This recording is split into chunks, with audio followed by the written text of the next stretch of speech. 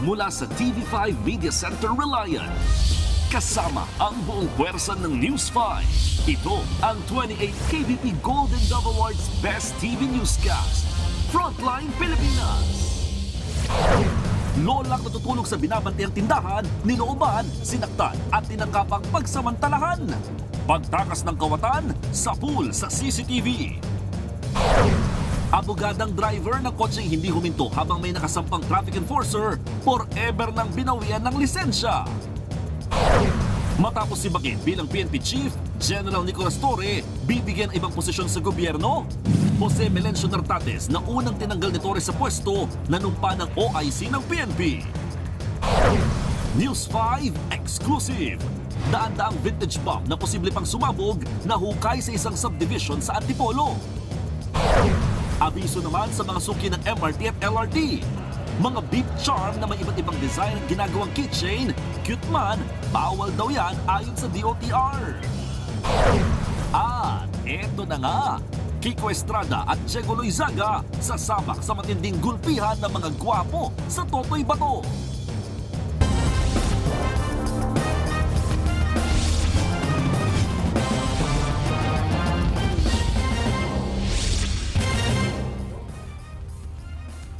Sinibak bilang PNP Chief pero pwede raw bigyan ng ibang posisyon sa gobyerno si General Nicolas Torre III. Ang pumalit naman sa kanya, ang general na nasagasaan sa ginawang balasahan ni Torre sa PNP. Nasa frontline ng balitang yan si Mon Gualvez. Halos 3 buwan pa lang na hepe ng Philippine National Police, inalis kaagad sa pwesto si Police General Nicolas Torre III. Ayon kay Interior Secretary John Vic Remulla, difficult but necessary ang desisyon. Git ni Remulla, walang bahid ng politika ang pagkakatanggal kay Torre sa posisyon. Precisely because we are a country of laws and not of men, that the institutions must be larger than the people who run it. Bago nito, matatanda ang nagkaroon ng isyu ang PNP at NAPOLCOM dahil sa pagkontra ng NAPOLCOM sa balasahan na pinatupad ni Torre sa PNP. Kabilang dito ang pagkakaalis kay Police Lieutenant General Jose Melencio Nartates Jr. bilang Deputy Chief for Administration, ang ikalawang pinakamataas na pwesto sa PNP. Inilipat siya ni Torre bilang Area Police Commander ng Western Mindanao. May connection ba ito doon sa nakaraang resolution ng NAPOLCOM na hindi po nasunod? That, among other things, is part of the consideration of the President. Ano po talaga yung pinakanilabag ni General Torre? Bakit po siya nasibak? He did not violate any laws. He has not been charged with any violations. He has not been charged criminally nor admissively. It is simply a choice of the President to take a new direction for the PNP. Si Nartates ang napili ni PBBM na hahalili kay Torre. As a fine Filipino public servants na minsan ay isang sundalo, susunod lang tayo kung ano ang ibibigay na utos. Especially, this is a general order. Tubong Ilocos Sur si Nartates, nag-graduate ng Philippine Military Academy at bahagi ng Tanglaw Diwa Class of 1992. Dati na rin siya nagsilbing NCRPO Director at Regional Director sa Calabarzon. Plano ron ni Nartates na ipagpatuloy ang mga reforma sa PNP gaya ng target na 5-minute response ni General Torre. May option naman daw si Torre na mag-early retirement. Alinsunod sa PNP policy, isa lang dapat ang may hawak bilang 4-star rank police general. Kaya kung hindi mag-retiro si General Torre, mananatili sa kanya ang ranggo habang nasa ilalim ng Office of the Chief PNP o ng Personnel Holding and Accounting Unit. Nakatakda raw itong pag-usapan at desisyonan ng NAPOLCOM. Kasabay nito, pinalutang din ni Remulla ang posibilidad na mabigyan ng ibang tungkulin si Torre sa pamahalaan. The President believes that he can be of use in other positions critical to the nation's development. No-show si Torre sa Assumption of Office ceremony kay Nartates. Wala pa rin siyang pahayag hinggil sa pangyayari. Nagbabalita mula sa frontline, Mon Gualvez, News 5. Nilooban ng grupo ng mga kabataan ng opisina ng isang delivery company sa Naik, Cavite. 3 minor de edad ang naaresto ng dahil sa naiwan nilang payong. Nasa frontline ng balitang yan, si Gary De Leon. Kita sa kuwang ito ang mga nakatambay na kabataan sa Naik, Cavite. Maya-maya, dumating ang 2 binatilyong nakapayong at tumawid ng kalsada. Hindi na nakuna ng mga sumunod na tagpo pero pinasok na nila ang opisina ng isang delivery company. Hinimas ang nasa 90,000 pesos na pera ng kumpanya. Naiwan ng mga sospek ang dala nilang payong sa niloobang kumpanya. kaya mas madali silang nakita sa CCTV backtracking.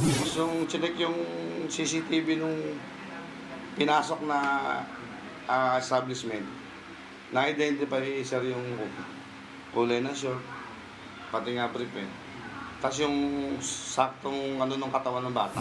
Notorious umanong magnanakaw sa Naik ang mga sospek na ilang beses nang nahuli ng barangay. Nagrenta pa raw ng bahay ang mga sospek at doon nagtago, pero natuntun din sila. Bukod sa dalawang nasa pool sa CCTV, arestado ang isa pang kasabwat na menor de edad. Nakatakas naman ang leader ng grupo at iba pang kasama nila. Hindi na nabawi ang ninakaw na pera. Nasa pangangalaga na ng DSWD ang mga sospek. Patuloy naman pinaghahanap ng mga pulis ang iba pa sa kasama nilang grupo. Nagbabalita mula sa frontline. Gary De Leon, News 5. Higit 200 vintage bombs ang na-recover sa isang construction site sa Antipolo, Rizal. Ayon sa pulisya, nakatanggap sila ng tawag na may nahukay o manong tila mga lumang bakal sa isang ginagawang bahay sa loob ng isang subdivision. Natagpuan din ng libo-libong lumang mga bala at ginamit daw ang mga ito ng mga Hapon noong World War II. Kahit luma na'y mapanganib pa rin daw mga ito at posible pa rin sumabog. Nakatakdang i-dispose sa mga nahukay na vintage bombs. Showbiz, eto na nga! Mga kapatid, eto na nga ang mga maiinit na showbiz balita ngayong Martes. Pagkatapos ng ilang buwang paghahanda, ripped and ready na sa kanilang ultimate gulpihan scene sina Totoy Bato stars Kiko Estrada at Diego Loizaga. Nasa frontline ng balitang yan, si MJ Marfori. Locked and loaded! As in, loaded ng mga muscle! Months in the making.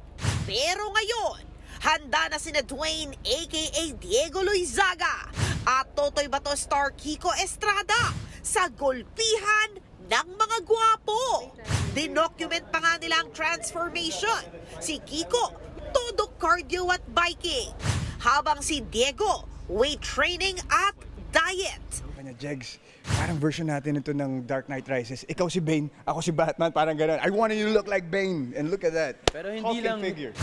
6 months ago pa raw unang nagbakbakan ng dalawa sa set ng Totoy Bato at sa muling pagbisita ng News 5 sa set ng Todo Max Primetime serye sa Marikina.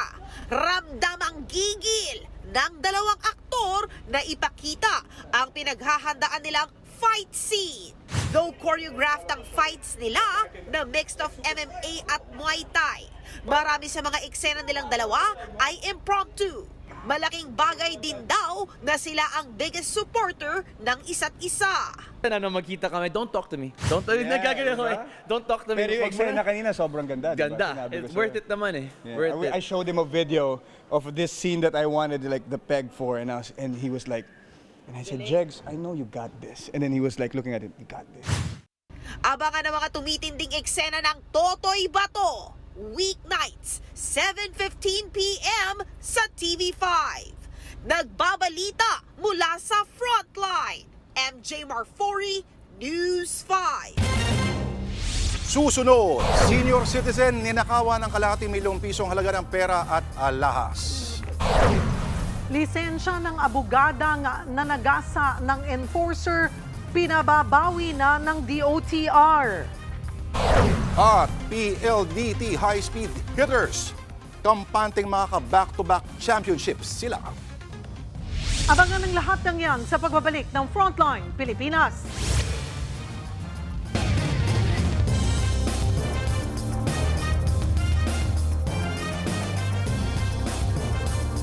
Mga kapatid, Julius Babaw po. Nasa Middle East o saan mang dako ka ng mundo, manatiling may alam at may pakialam sa mga mainit na balita dito sa ating bansa.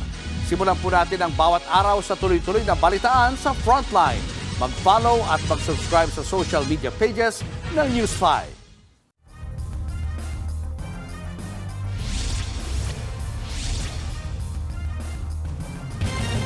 Binawi na ng Department of Transportation ang lisensya ng abogadang driver na hindi pa rin huminto kahit na may nakasampang traffic enforcer sa kanyang kotse. Kung ano ang patong-patong na kasong haharapin ni attorney, nasa Frontline report ni Gerard de la Peña. Mahigit 10 minutong nakasampa sa hood ng humaharurot na kotse ang traffic enforcer na yan sa Kawit, Cavite. Nang huminto ang sasakyan sa tapat ng isang bahay, bumaba ang babaeng driver at pinagmumura pa umano ang enforcer. Hinabol kasi ng enforcer si ating driver matapos makabangga ng tricycle. Halos 1 linggo mula nang mangyari yan. Pero ikinuwento ulit ito ng enforcer sa harap naman ngayon ng mga otoridad. Kabilang na si Transportation Secretary Vince Dizon. Kaysa naman po mapailaliman ako, doon na po ako sa wood. Tinuloy na niya pa po yung pagtakbo niya hanggang makarating kami sa bahay niya. Hindi po pagbaba niya po ng sasakyan, minura niya po ako. Magdemanda ka. Ipinag-utos na ni Secretary Dizon ang perpetual revocation ng lisensya ng motorista. Nabasa ko pa online na nagyayabang itong na keso, abogado daw siya. O sige, since abogado ka, okay, hindi haharapin mo, since abogado ka, harapin mo ngayon itong mga parating sa'yo. Sinampahan na ang driver ng kasong reckless driving at direct assault ng Kawit LGU. Tutulungan din ng DOTR ang enforcer na magsampa ng kaso. Ngayong araw, nakatakdang magpaliwanag ang driver. Mula February, mayigit 2,000 show cause orders na ang inihain ng LTO laban sa mga pasaway sa kalsada. Pinag-aaralan ng DOTR kung legal bang maglabas ng listahan ng mga violator. Para lang matuto. Kung di kayo madaga sa kung di kayo matatakot sa kaso, sa multa, baka dito, mahiya kayo. Nagbabalita mula sa Frontline, Gerard de la Peña, News 5. Patay na nang matagpuan ang lasing na lalaking nahulog sa creek sa Mandawi, Cebu.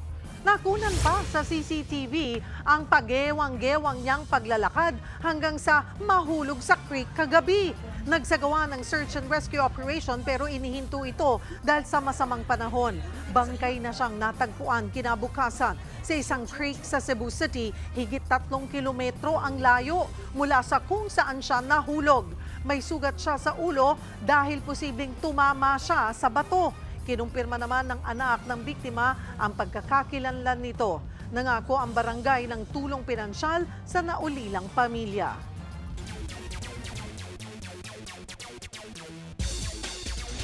Kumpiyansa raw ang PLDT high-speed hitters na makakakuha sila ng isa pang kampyonato. Undefeated pa rin ang koponan mula noong PVL On Tour. Nasa frontline ng balitang yan si Von Belenario. Nasa Cloud9 pa rin ang PLDT high-speed hitters matapos ang kanilang first ever PVL Championship sa PVL On Tour. Masaya ang koponan ng bisitahin ng PLDT office at makasama ang mga empleyado ng Telco Giant. Say ng grupo, bunga ng kanilang pagpupursige ang kanilang kampyonato. Almost. So I think isa rin to sa naging motivation namin na hindi sumuko. And talagang magtiyaga. Tuloy-tuloy nga ang winning momentum para sa high-speed hitters na nanalo na naman kontra sa Kobe Shinwa University sa PVL Invitational Conference. Kwento ni Mika Reyes, inspired siya dahil napansin siya ng bias na si Busong Kwan ng 17. I'm very happy kasi hindi naman sa lahat ng oras mapapansin ka ng bias mo. Right after the game, sobrang kilig na kilig pa rin ako. Ang best player of the game na si Kim Fajardo, tiwala na kakayanin nilang makuha ang back-to-back championship. Pressure is always there. Yun nga, kailangan namin masanay maglaro with it coming to the finals. Todo-todo naman ang suporta ng PLDT sa grupo. This is a really proud moment for all of us again. Not just for the high-speed hitters, not just for PVL, not even for PLDT, but for the entire nation.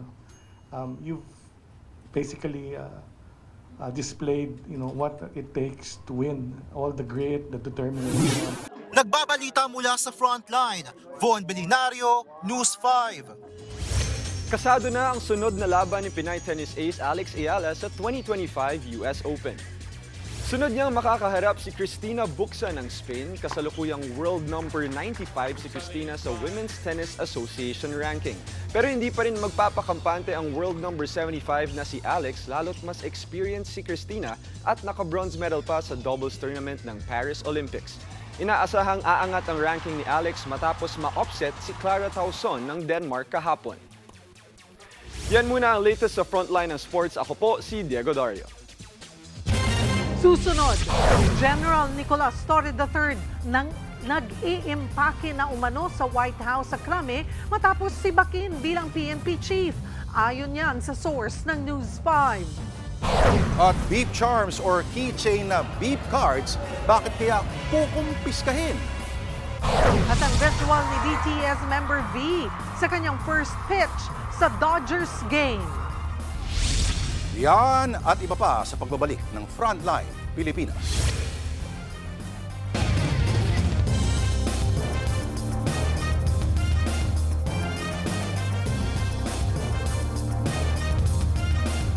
Mga kapatid, Julius Babaw po. Nasa Middle East o sa amang dako ka ng mundo, manatiling may alam at may pakialam sa mga maiinit na balita dito sa ating bansa. Simulan po natin ang bawat araw sa tuloy-tuloy na balitaan sa Frontline. Mag-follow at mag-subscribe sa social media pages ng News 5.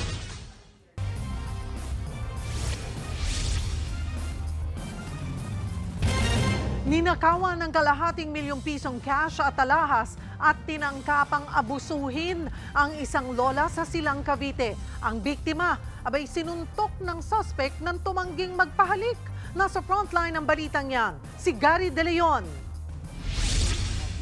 Iniinda pa hanggang ngayon ni Lola Ina, 69 years old, ang sakit ng katawan. Matapos ang saktan ng lalaki ng loob sa kanyang tindahan sa Barangay Poblasyon sa Silang, Cavite habang siya'y natutulog. Mag-isa lang si Lola sa tindahan nang pasukin siya ng nakamaskarang lalaki at tutukan ng patalim. Hindi lang pagnanakaw ang tangka, sinubukan pa raw siyang abusuhin. Sabi niya, nanay pwedeng makakis. Sabi niya guys, sabi ko iho, ang tanda-tanda ko na.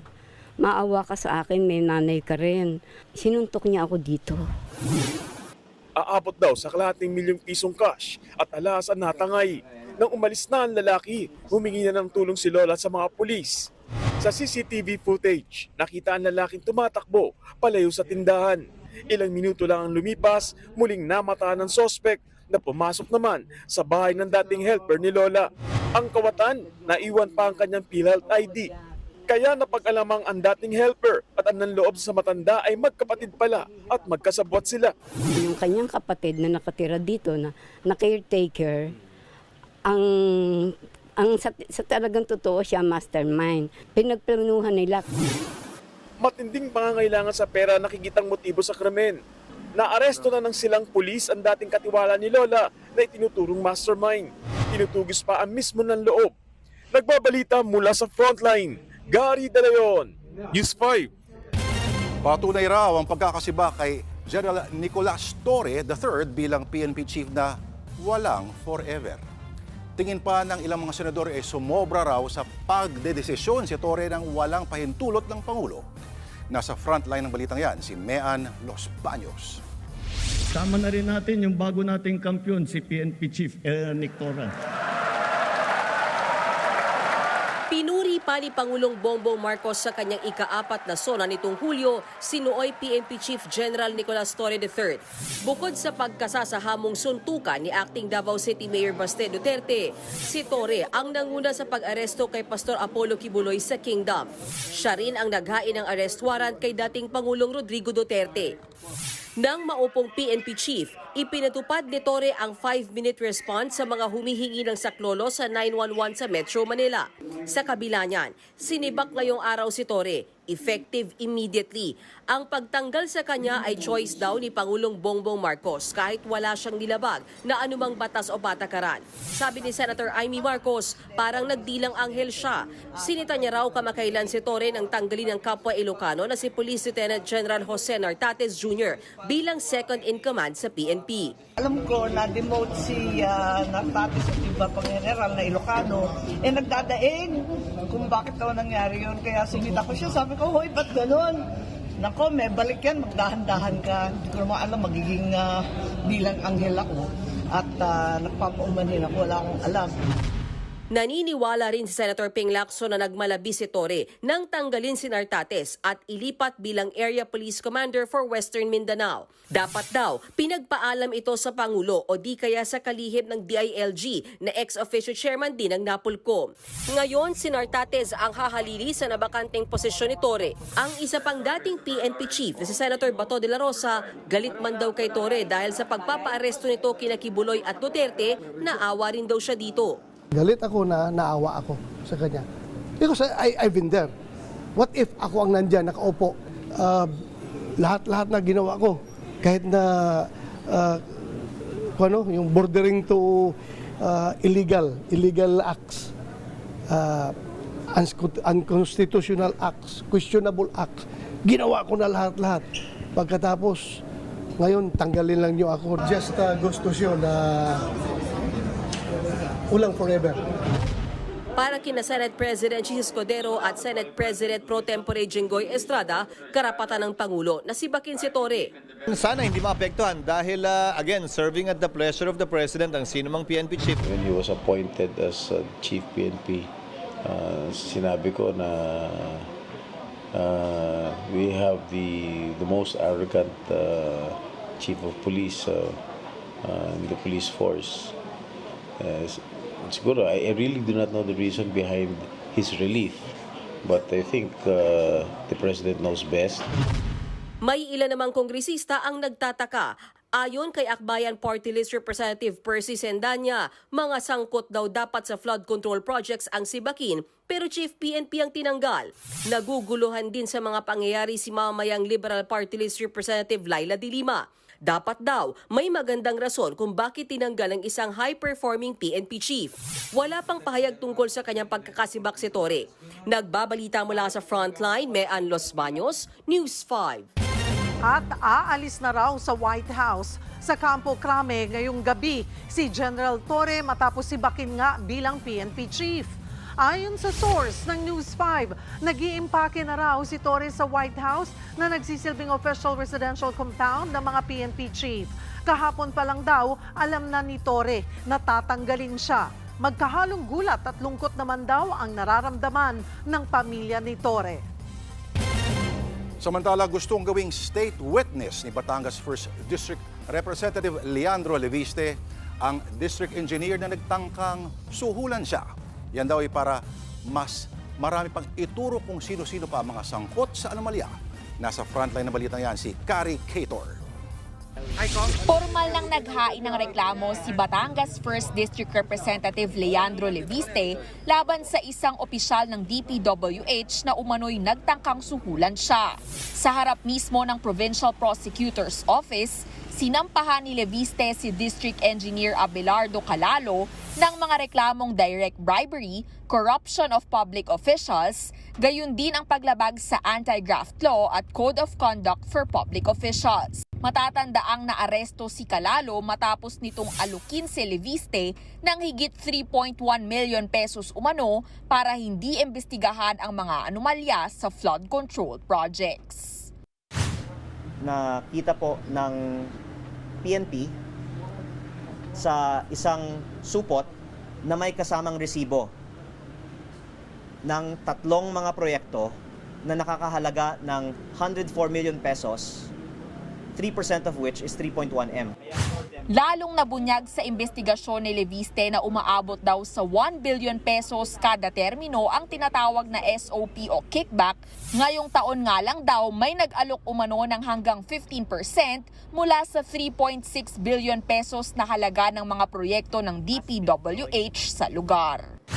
Hindi lang po ito tungkol sa mahigit 3 million pesos na suhol, kung hindi tungkol sa umaabot na mahigit 300 million pesos kada taon na SOP o Standard Operating Procedure o kickbacks mula sa mga proyekto ng DPWH.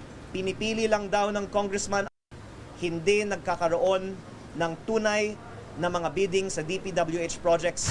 Tumanggi si Leviste na pangalanan ang mga contractor sa likod ng anomalya pero hinikayat niya si Calalo na maging state witness para sa investigasyon. Giit pa ng mambabatas, hindi lang ito issue ng kanilang distrito kaya nanawagan din siyang busisiin ang proposed 880 billion peso budget ng DPWH para sa 2026. Samantala sa usapin naman ng mga ghost projects sa ibang rehiyon, ayon kay Representative Terry Ridon, chairman ng House Public Accounts Committee, dapat mapanagot kahit ang matataas na opisyal sa DPWH kung mapatunayang may kapabayaan. Ipinakita pa ni Ridon ang 60 million pesos na proyekto sa Baliwag, Bulacan, pinondohan pero hindi na ipatupad. Sims Construction ang contractor habang district engineer at regional director ang direktang nakatalaga. Kaya tanong ngayon, may pananagutan ba si DPWH Secretary Manuel Bunoan? Well, they'll have to establish my liability kung ano po ang nangyayari po doon. Nanindigan si Bunoan na wala siyang kinalaman at hindi raw siya tumatanggap ng lagay. No. I don't even have to tolerate this. I don't tolerate this kind of attitude. That's why I'm filing all the charges against anybody who are involved actually in this ghost projects. Nagbabalita mula sa Frontline, Caricator, News 5.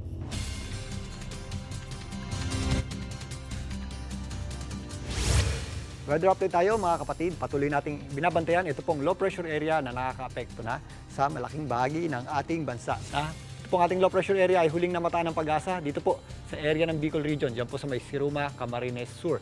Ayon sa Pag-asa, may possibility po itong low pressure area natin na malusaw or meron din po possibility na lumipat yung kanyang gitna or center. Or may mabuong low pressure area naman dito sa may West Philippine Sea sa mga susunod na araw. Ganun pa man, ito pong ating low pressure area at yung ating habagat ang nagdadala po ng mga scattered o kalat-kalat na pagulan sa ilang bahagi ng ating bansa.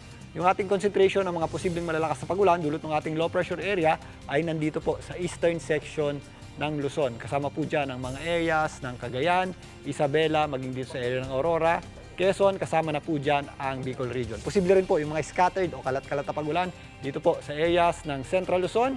Although minsan nagpapakita naman po ng ating araw, maghanda po tayo kapag meron tayong mga thunderstorms. Ganun din po ang ating aasahang panahon sa natitirang bahagi ng Calabarzon at Mimaropa, maging dito sa area ng Antique, kasama na po dyan ang ilang bahagi ng Western Visayas at Zamboanga Peninsula. Dito po sa Metro Manila, bukas mas magiging maulap pa rin po ang ating panahon. Although minsan nagpapakita naman po ang ating araw, mataas po ang ating tsansa ng pagulan at mga posibleng scattered o kalat-kalat na pagulan at thunderstorms, lalong-lalo na sa hapon at gabi. Kaya sa mga balik trabaho, ugaliin pa rin po natin ang pagdadala ng payong. Samantalang nagtaas po ng La Nina Watch ang Pag-asa. Ang ibig sabihin po niyan, meron po tayong possibility na magkaroon ng La Nina sa katapusan ng taon mula September hanggang December. Nasa 55% po ang ating tsansa na pagkakaroon ng La Nina. Ibig sabihin po niyan, nagkakaroon po tayo ng historically dumadami po yung ating mga bagyo at nagkakaroon tayo ng mas maraming mga pagulan. Sa ngayon, medyo mahina pa lamang yung ating La Nina na inaasahan at short-lived lamang po ito. Again, hindi po o wala pa po tayong La Nina, nagtaas lamang po ng La Nina Watch ang Pag-asa para po tayo ay makapagbantay at makapaghanda. At yan muna latest sa ating lagay ng panahon. Muli ako po ang inyong weather frontliner, Alvin Pura, na laging may panahon para sa iyo. Abiso sa mga commuter, bawal gumamit ng beep charms o yung keychain na beep cards sa LRT at MRT. Kukumpiskahin po yan ng mga otoridad.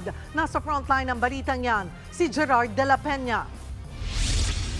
May Mario, Winnie the Pooh at Captain America. Ito ang mga cute at handy beep charms o keychain na beep card na pinaflex ng ilang netizens kapag sumasakay ng LRT at MRT. Meron din yan sa Taiwan. Yun nga lang, wala pa talaga yan sa Pilipinas. Pero bakit meron na ang ilan? Kumbaga masyado silang matalino, in-extract nila yung chip, nilipat dun sa charm para tanggapin. Kasi yung pag tinatap nyo po yung beep card natin sa mga turnstiles, yung chip po ang binabasa. Ibinebenta raw ito online sa halagang 500 hanggang 800 pesos, depende sa design. Isa raw ito sa rason kung bakit nagkakaubusan ng stored value card. Kaya ngayon, ang sinumang commuter na makitaan ng keychain beep cards, ipapakumpiska. Naka-order naman na ng karagdagang 300,000 supply ng stored value cards. Kaya paalala ni Transportation Secretary Vince Dizon, wala nang shortage ito, kaya huwag nang bumili online. Ang 30 pesos kasi na presyo nito sa mga ticket vending machines, pumapalo sa 300 pesos. Isa nga sa mga nagbenta niyan sa social media ay si alias Kate na inaresto na ng PNP Anti-Cybercrime Group. Maglalagay ng CCTV ang DOTR sa mga estasyon ng tren para mahuli ang mga nag-o-hoard. Pag hindi sila nag-shutdown, pati yung mga online selling na to, papakasuhan ko din. Kasi kinukonsinti nila yung mga illegal na activities online. Nagbabalita mula sa Frontline, Gerard de la Peña, News 5. Susunod ang first pitch ni BTS member V sa Dodgers baseball game. Tutok lang mga kapatid, magbabalik pa ang Frontline Pilipinas.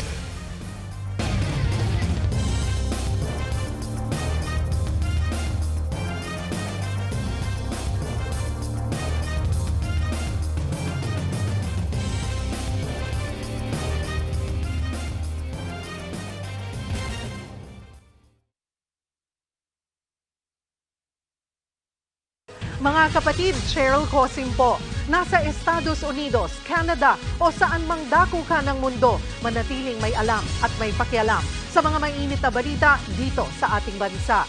Simulan natin ang bawat araw sa tuloy-tuloy na balitaan sa Frontline. Mag-follow at mag-subscribe sa social media pages ng News 5.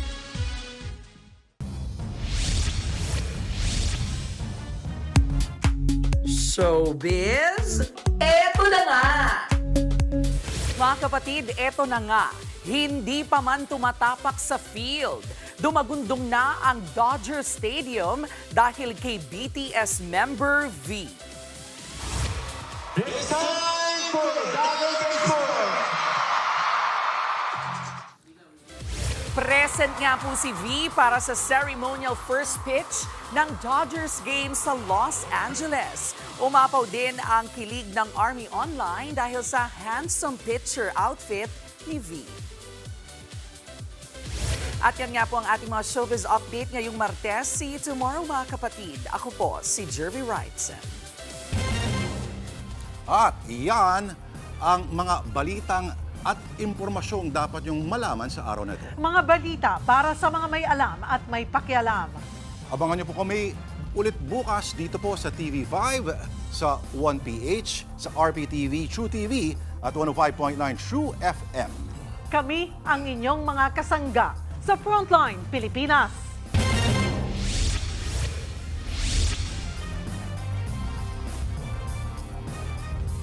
Mga kapatid, Cheryl Cosim po. Nasa Estados Unidos, Canada o saan man dako ka ng mundo, manatiling may alam at may pakialam sa mga maiinit na balita dito sa ating bansa. Simulan natin ang bawat araw sa tuloy-tuloy na balitaan sa Frontline. Mag-follow at mag-subscribe sa social media pages ng News 5.